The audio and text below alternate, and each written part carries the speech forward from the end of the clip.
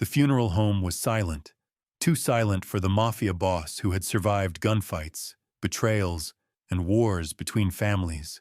But not this.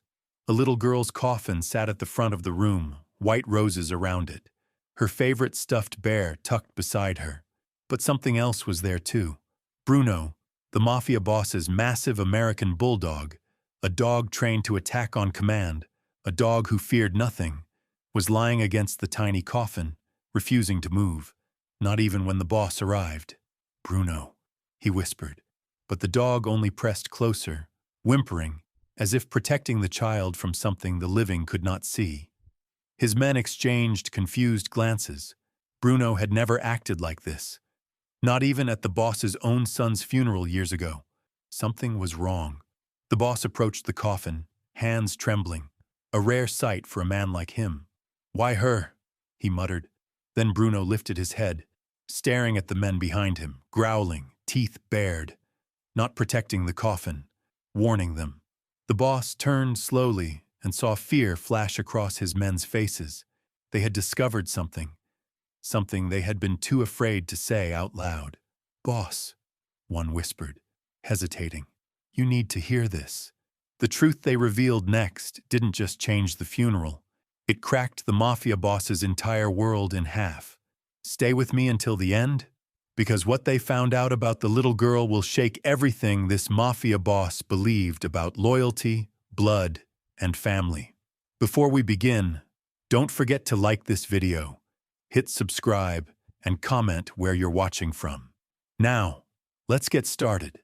Vincent, the Iron Marcelli, had built his empire on fear, respect, and unwavering loyalty.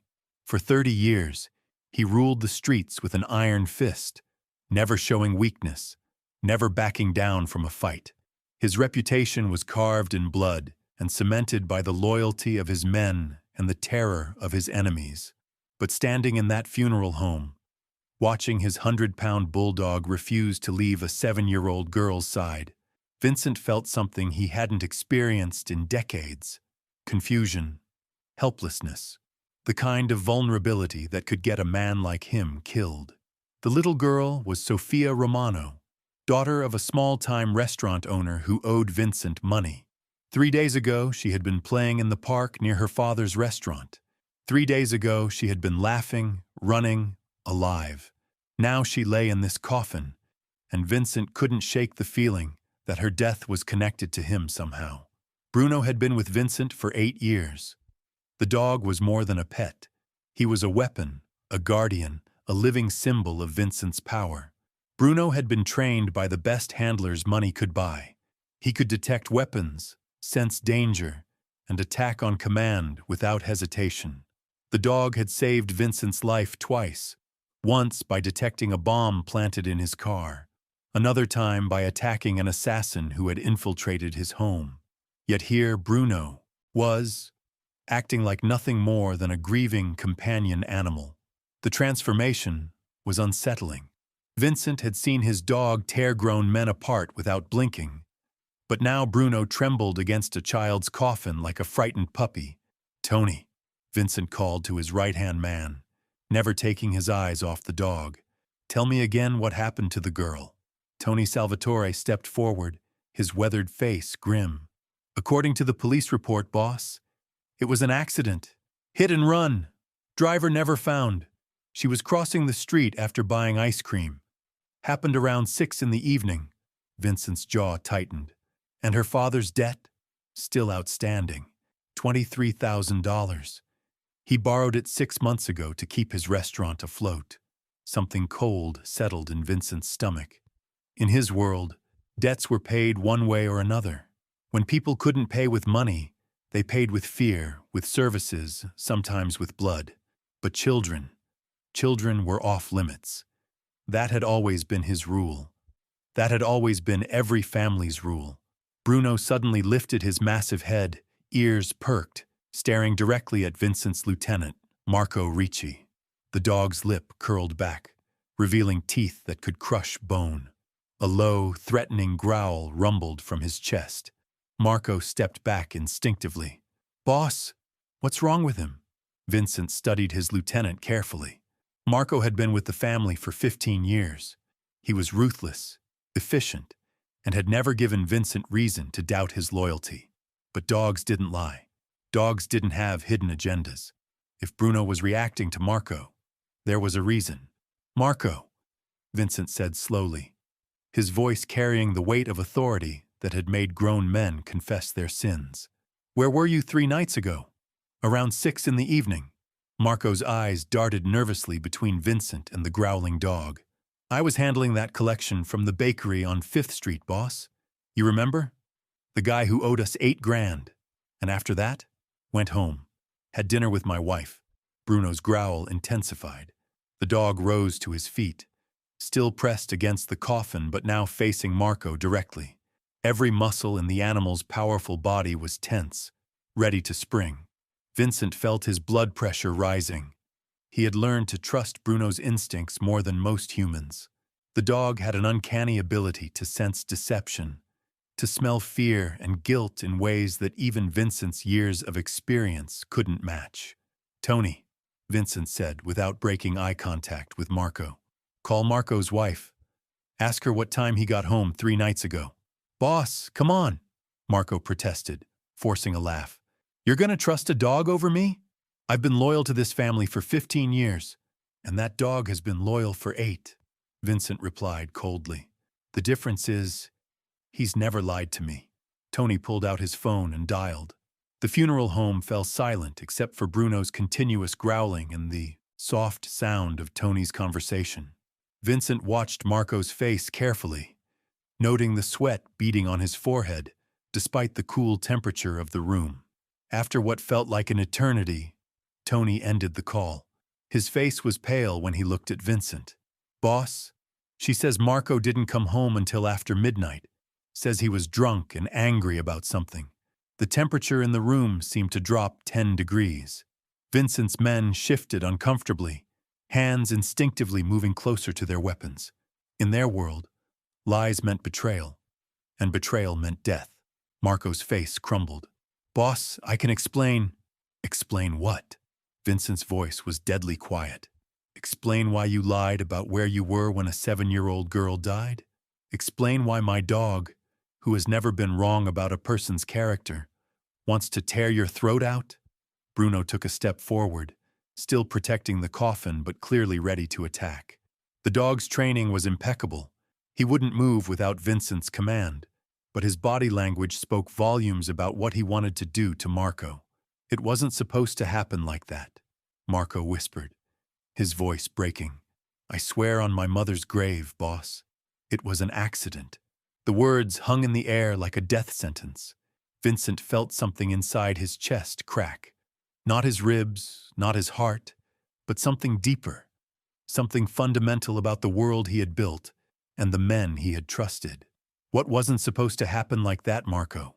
Marco looked around desperately, as if searching for an escape route that didn't exist. Vincent's other men had unconsciously formed a circle around him, blocking any chance of running. In the Mafia, there was no running from the truth. "The girl," Marco whispered. "She saw something she wasn't supposed to see." Vincent's world stopped spinning. The funeral home felt smaller, the air thicker, as Marco's confession hung between them like a loaded weapon. Bruno's growling intensified, the dog's instincts confirming what Vincent's gut already knew. His most trusted lieutenant had just admitted to being involved in the death of an innocent child. "What did she see, Marco?" Vincent's voice was barely above a whisper, but every man in the room heard the deadly promise behind those words. Marco's hands shook as he wiped sweat from his forehead. "Boss, you gotta understand. I was following orders. Your orders." "My orders?"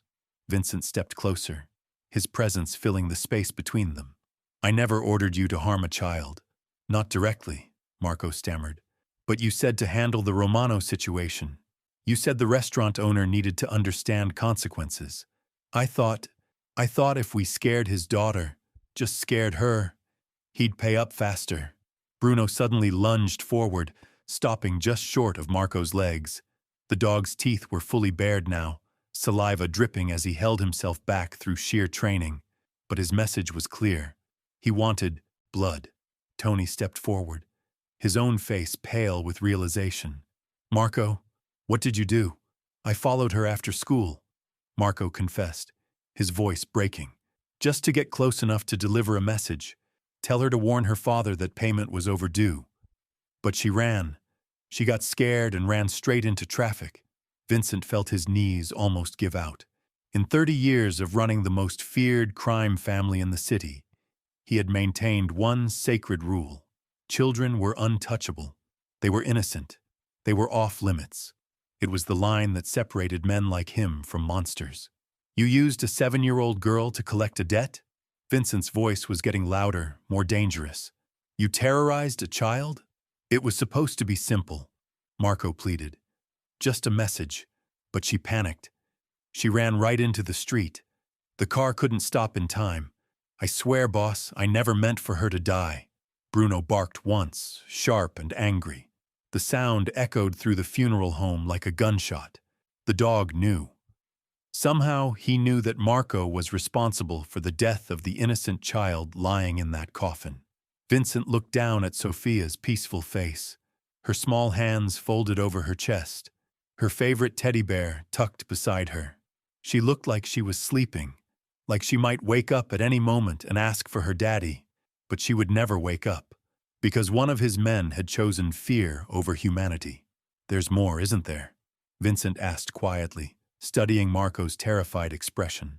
That's not the whole truth. Marco's shoulders slumped in defeat. She recognized me, boss. From the restaurant. She'd seen me there before when I came to collect from her father. When she saw me following her, she called out my name. She said, Mr. Marco, why are you following me? The room fell silent except for Bruno's heavy breathing. Vincent closed his eyes, trying to process the magnitude of what he was hearing. A child who knew Marco's name had died because she was afraid of him. A child who had probably waved at him in her father's restaurant was now lying in a coffin because his lieutenant had decided to use terror tactics on an innocent. She knew you, Vincent repeated slowly, and you still scared her. You still chased her into traffic. I didn't chase her, Marco protested weakly. I was just walking behind her, but she got frightened. Kids these days, they're paranoid about strangers. She wasn't paranoid about strangers, Tony said, his voice filled with disgust. She was scared of you, because you work for us, because she connected you to her father's debt. Bruno suddenly moved, positioning himself between Marco and the coffin. The dog's protective stance was unmistakable. Even in death, he was guarding Sophia from the man who had caused her to run in terror. Vincent opened his eyes and looked at his lieutenant with a mixture of rage and disappointment that cut deeper than any physical wound. How long have you been lying to me, Marco? Just about this, boss. I swear, everything else has been straight. Everything else? Vincent's voice turned ice cold. You think there's going to be anything else after this? Marco's eyes widened with realization. In the Mafia, certain betrayals were unforgivable. Harming children was at the top of that list. But lying to the boss about it, covering it up, making him unknowingly complicit in a child's death, that was a death sentence. Boss, please, Marco begged. It was an accident. I've been loyal for 15 years. One mistake shouldn't— One mistake, Vincent interrupted. You call terrorizing a 7-year-old girl one mistake? You call her death one mistake? You call lying to my face about it one mistake? Bruno barked again, this time looking directly at Vincent. The dog's intelligence was remarkable. He seemed to understand that justice needed to be served, that the man who had caused Sophia's death needed to face consequences. Vincent walked to the coffin and placed his hand gently on the white wood. Her name was Sophia Romano. She was 7 years old. She liked strawberry ice cream and teddy bears. She helped her father in his restaurant after school. She drew pictures of flowers and gave them to customers to make them smile. He turned back to Marco, his eyes blazing with fury. And you made her so afraid that she ran into traffic rather than face you. Marco tried to back away, but Vincent's other men had closed ranks behind him. There was nowhere to go. In the Mafia, there was no escape from justice, especially not for crimes against children. The worst part, Vincent continued, his voice steady but filled with menace, is that you let me attend this funeral. You let me stand here and mourn this child while knowing you were responsible for her death. You let me question myself, wonder if somehow my business had put her in danger. Bruno whimpered softly, pressing his massive head against Vincent's leg. The dog understood grief in ways that humans often couldn't. He recognized the pain in his master's voice, the guilt and anger warring in Vincent's heart. You made me complicit in the death of an innocent, Vincent said. And that, Marco, is unforgivable. The funeral home fell silent again. Even the city noise from outside seemed to fade away, as if the world itself was holding its breath, waiting to see how justice would be served for little Sofia Romano. The weight of Marco's confession settled over the room like a shroud. Vincent stared at the man who had been his trusted lieutenant for 15 years, feeling something die inside his chest.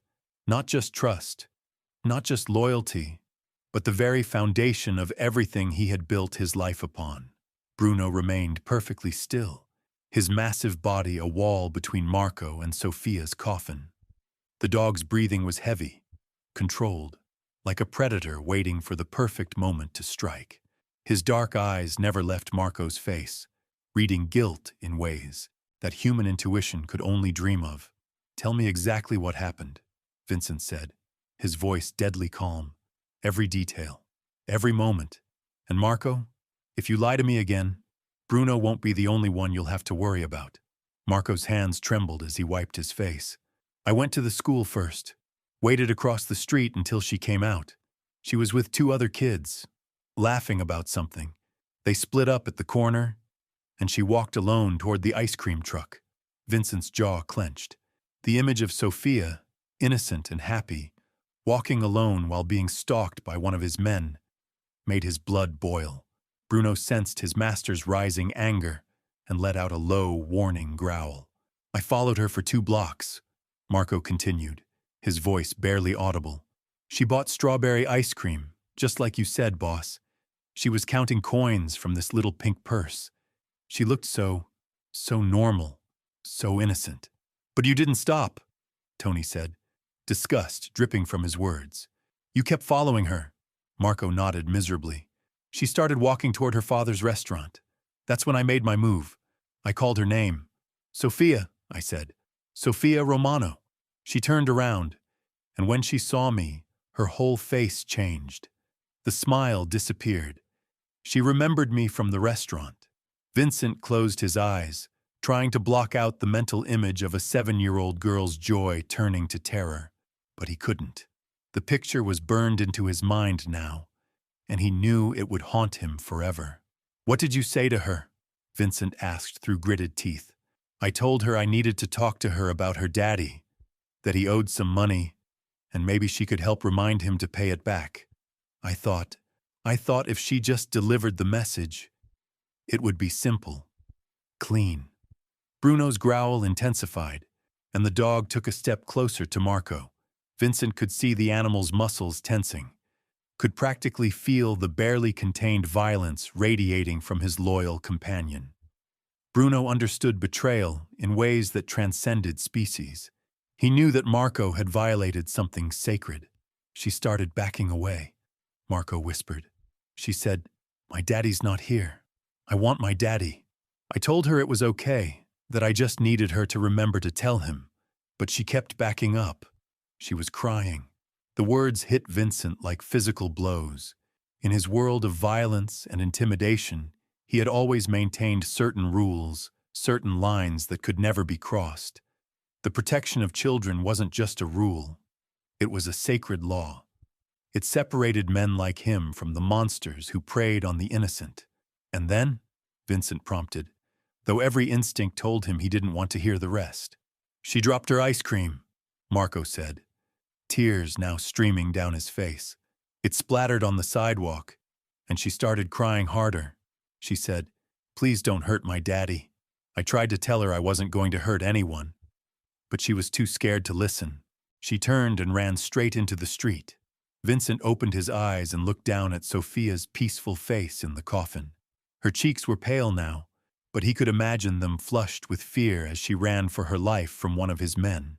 The thought made him sick to his stomach. The car came out of nowhere, Marco continued. Blue sedan, older model. The driver slammed on the brakes, but it was too late. She was so small, boss. So small that the impact it just threw her like a rag doll. Bruno barked once, sharp and angry. The sound echoed through the funeral home like a judgment from above. Vincent had never seen his dog react with such focused hatred toward anyone, not even the men who had tried to kill them both. Did you help her? Vincent asked quietly. After she was hit, did you try to help her? Marco's silence was answer enough. Vincent felt rage building in his chest like a wildfire. Not only had Marco terrorized a child, not only had he caused her death, but he had abandoned her in her final moments. I panicked, Marco finally admitted. There were people screaming, cars stopping. I knew if anyone connected me to what happened, it would come back to you, boss. To the family. So I left. You left a dying 7-year-old girl in the street, Tony said, his voice filled with revulsion. You caused her death and then abandoned her like garbage. Vincent walked closer to Marco, each step measured and deliberate. His men instinctively moved aside, creating a clear path between the boss and the man who had betrayed everything they claimed to stand for. Do you know what she was thinking about in those final moments? Vincent asked, his voice barely above a whisper. While she was lying in that street, broken and dying because of you? Marco shook his head, unable to speak. She was probably thinking about her father, wondering if he would be angry that she dropped her ice cream, wondering if she had done something wrong, wondering why the nice man from Daddy's restaurant had scared her so much that she ran into traffic. Bruno moved to Vincent's side, the dog's loyalty absolute even in this moment of crisis. The bond between man and animal was unbreakable, forged in trust and mutual respect. It was the kind of loyalty that Vincent had thought he shared with Marco, but now he realized it had all been an illusion. There's something else, Vincent said suddenly, his instincts picking up on subtle cues in Marco's body language. Something you're still not telling me. Marco's face went even paler, if that was possible. His eyes darted around the room like a trapped animal looking for escape. But Vincent knew there was no escape from the truth. Not anymore. The driver, Vincent said, his voice turning cold with realization. You know who the driver was. Marco's shoulders sagged in defeat. It was Paulie Torino. He was doing a pickup in the neighborhood. Saw the whole thing happen. Vincent felt his world tilt on its axis. Paulie Torino was another one of his men, a driver who handled low-level collections and transportation. If Paulie had been there, if he had seen Marco terrorize the girl, then this conspiracy ran deeper than Vincent had imagined. Paulie saw you chase the girl into the street. He saw everything, Marco whispered. He got out of his car after the accident, came over to me while everyone else was focused on Sophia. He said we needed to keep quiet about it, that it would destroy the family if word got out. Bruno's hackles rose, the dog sensing that the betrayal was even worse than they had initially discovered. Vincent felt something cold and final settle in his chest. 2 of his most trusted men had been involved in the death of an innocent child and had conspired to cover it up. Where is Paulie now? Vincent asked. He's outside, Tony said grimly. Been waiting in the car since we got here. Said he wanted to pay his respects, but felt too emotional to come inside. Vincent turned to look through the funeral home's front window. Sure enough, Paulie's black Lincoln was parked across the street, the man himself visible behind the wheel. Even from this distance, Vincent could see the tension in Paulie's posture, the way he kept checking his watch and looking toward the funeral home entrance. He's not emotional, Vincent realized. He's guilty. He's been sitting out there, terrified that the truth would come out. Bruno barked once and moved toward the funeral home's entrance, his instincts telling him that there was more prey to be hunted. The dog's intelligence continued to amaze Vincent. Bruno understood that justice was incomplete, that there were still guilty parties who needed to face consequences for Sophia's death. Bring him in, Vincent ordered. Now! Two of his men immediately headed for the door. Through the window, Vincent watched as they approached Paulie's car. He saw Paulie's face change as he realized his time was up, saw the man's hands grip the steering wheel as if he was considering making a run for it. But there was no running from Vincent Marcelli. Not in this city. Not in this life. Paulie knew it, and after a moment of hesitation, he got out of the car and walked with the men toward the funeral home, his head hanging low like a man walking to his execution. Because in many ways, that's exactly what he was doing. As the funeral home door opened and Paulie stepped inside, Bruno's reaction was immediate and violent. The dog lunged forward, barking furiously, every muscle in his powerful body straining against Vincent's silent command to wait. Paulie stumbled backward, his face pale with terror and guilt. Vincent studied Paulie's expression carefully. Where Marco had shown remorse and fear, Paulie showed something different: calculation. Even now, even caught red-handed, Paulie's eyes were darting around the room, looking for angles, for ways to minimize his involvement. "Paulie," Vincent said, calmly, "I think you have something to tell me about what happened 3 days ago." Paulie's mouth opened and closed like a fish out of water. His eyes locked onto Marco's tear-streaked face, and Vincent could practically see the wheels turning in his head as he tried to figure out how much Marco had already confessed. "I don't know what Marco told you, boss," Paulie said carefully, "but you gotta understand, it was an accident. A terrible, tragic accident." Bruno's barking became more intense, and the dog strained forward until Vincent finally placed a calming hand on his massive head. The dog quieted, but remained coiled like a spring, ready to attack at the slightest provocation. "Marco told me he scared a 7-year-old girl so badly that she ran into traffic," Vincent said. "He told me you were there. He told me you helped cover it up. Now I want to hear your version." Paulie licked his lips nervously. "Look, boss, I was just doing a pickup on Melrose Street when I heard tires screaming. By the time I looked up, the kid was already in the air. It happened so fast." "But you saw Marco there," Vincent pressed. "You saw him talking to the girl before she ran." "Yeah, I saw him. But I figured he was just doing family business. You know how it is, boss. We don't ask questions about assignments." Vincent felt his temper flare. Even now, even with a dead child lying 10 feet away, Paulie was trying to play politics, trying to shift responsibility and minimize his own involvement. "Family business?" Vincent's voice was deadly quiet. Since when is terrorizing children family business? Paulie realized his mistake immediately. His face flushed, and he began backpedaling frantically. "That's not what I meant, boss. I just meant that when I saw Marco there, I assumed he was handling something for you. I didn't know he was going to scare the kid."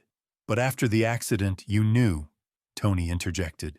"After she was dead, you knew exactly what had happened. And instead of coming to Vincent, instead of telling the truth, you decided to cover it up." Bruno growled low in his throat, the sound vibrating through the funeral home like a death rattle. The dog's eyes never left Paulie's face, reading guilt and deception in ways that human senses couldn't match. "We made a judgment call," Paulie said desperately. "We thought about the family, about protecting the organization.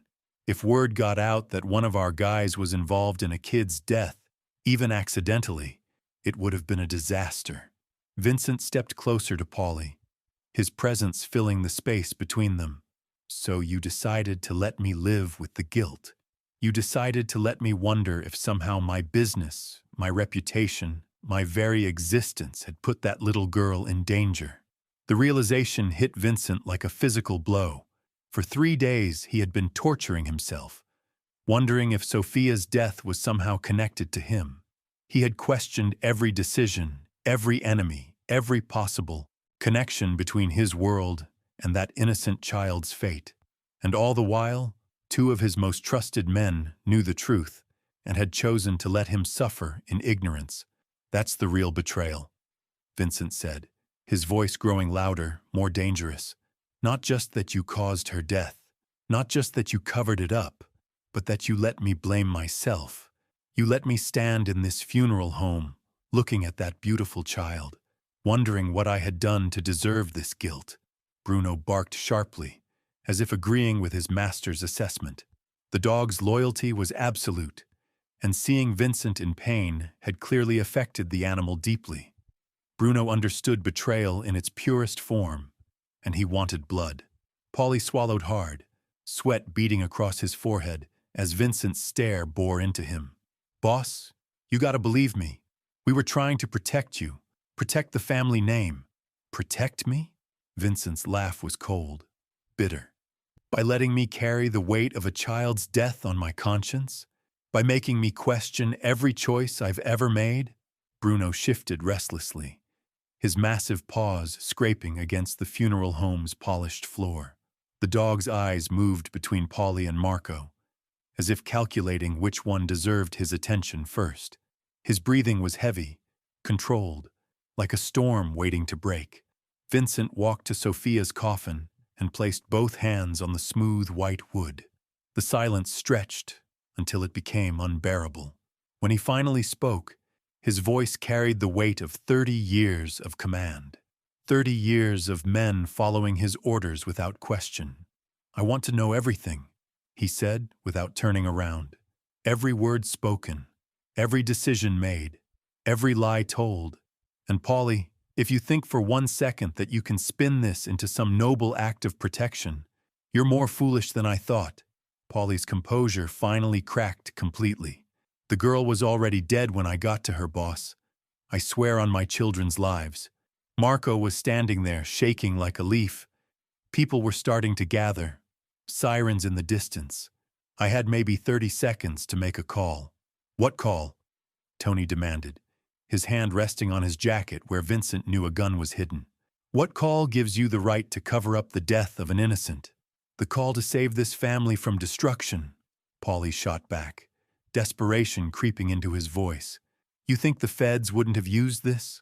You think they wouldn't have painted us all as child killers? One scared little girl and suddenly we're all monsters in the headlines." Vincent looked down at Bruno one final time, the dog still pressed protectively against Sophia's coffin. In that moment, he understood something profound about loyalty. A dog's loyalty was pure, uncomplicated by greed or ambition. Bruno had known the truth from the beginning, sensed the guilt and deception that Vincent's own men had hidden from him. The Mafia boss, who had built an empire on trust, discovered that sometimes the most honest member of your family walks on 4 legs. Bruno had done what Vincent's human soldiers couldn't. He had protected an innocent, even in death, and revealed the truth when it mattered most. As Vincent walked away from the funeral home, Bruno finally followed, his duty complete. Sophia Romano would be remembered not just as another victim, but as the child whose death exposed the difference between blind obedience and true loyalty. Sometimes justice comes from the most unexpected places, and sometimes the most loyal member of the family is the one who never learned how to lie.